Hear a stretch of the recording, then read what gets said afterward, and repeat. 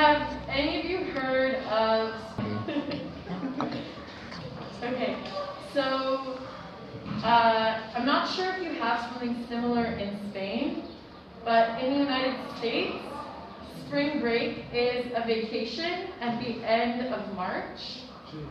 And yeah, so it's a week long, and you have it when you're in high school and in college, in university. Most people have spring break. And it's the time in between terms. So for my university, we were on a trimester system, so we had 3 terms.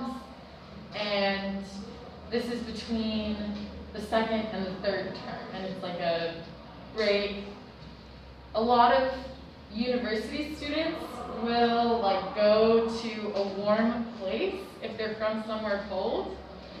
And there's a lot of partying and stuff. That's like pretty typical.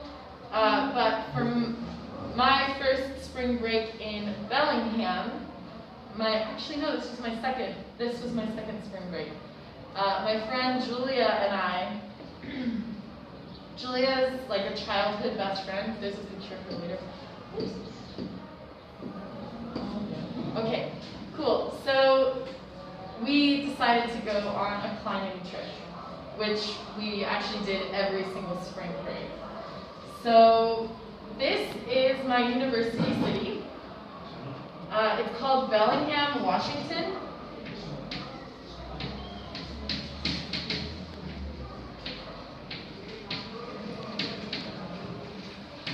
And it is almost constantly raining there. So in the winter, it's very gray, it's cold, and there's always clouds. And so when spring break comes around, everybody is really excited to leave because you've spent the entire winter a little bit sad and without sun.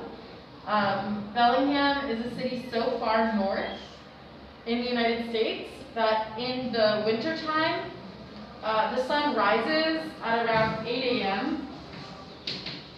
and then sets at like 4 p.m. So this is daylight. And then every other hour of the day is dark, which is really sad. But at the same time, in the summer, so this is like winter, and in the summer, the sun comes out at like 6:30 and sets at like 10:30. Or I guess 22:30. So winter we have like really long days, winter we have really short days, summer we have really long days.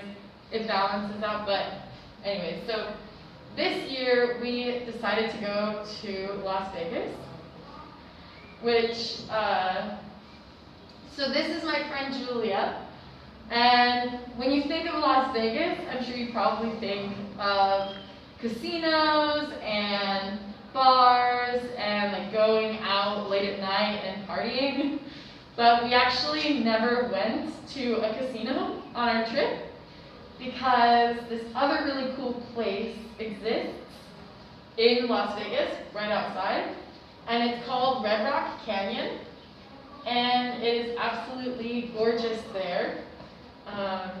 This is my cousin Simone. She works in Las Vegas, and so actually, I forgot, this is a really funny story because the week before spring break, Julia and I were in Bellingham, and we're thinking to ourselves, we haven't made any plans, we don't know what we're going to do, maybe we're going to just like go home to Portland, maybe we'll stay in Bellingham, we really don't know. And 2 days before spring break started, Julia looked online and found tickets to fly to Las Vegas and back for under $100. Our tickets were like $80, and both ways. So we were like, okay, we're gonna go to Las Vegas and go climbing. So it was super spontaneous. And we packed that night. And then my auntie lives in Seattle, so she picked us up in Seattle, drove us to the airport. And then my cousin Simone conveniently lives in Vegas, so she picked us up, and she works there at the Great Basin Institute, which is this scientific organization that just works with the desert landscape. And she drove us to the campsite. So usually, because this is a very popular place, especially in the springtime when climbing is just getting started in the year, it gets really, really busy, and you have to book a campsite months in advance. So if we had been thinking about it and planning, we probably would have looked for campsites in December, but we didn't think about it at all. We just decided we're only 2 people, we'll show up and see if anyone is nice enough to share their campsite with us, which is kind of how trips with Julia usually go. We usually don't plan. We've hitchhiked together. Do you know what hitchhiking is? Where you put your thumb out on the side of the road and a car comes and you go with them. Yeah, so we've hitchhiked together and gone on road trips together, and it's usually very fun and always really spontaneous, and you never know what to expect. So if you've seen a movie about road trips in the United States where really crazy stuff happens, it's not an exaggeration. Usually that stuff actually does happen, or if not that, something else equally bizarre. So anyways, we get to this campsite, and they look a lot like this. I'm not sure if any of you have ever been camping before. Maybe you have. But it's a really big thing in the United States. We have a ton of natural spaces, and a lot of it is public land. Public land is land that is set aside by the government, and it's owned by the people. So technically, you can go and camp or hike or do whatever as long as it's not a protected area.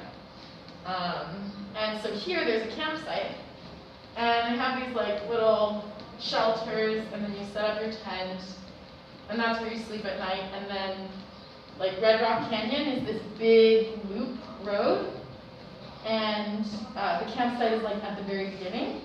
So to get to any of the climbing, we would hitchhike every day to the climbing routes, and then we would climb all day and then go back to the campsite.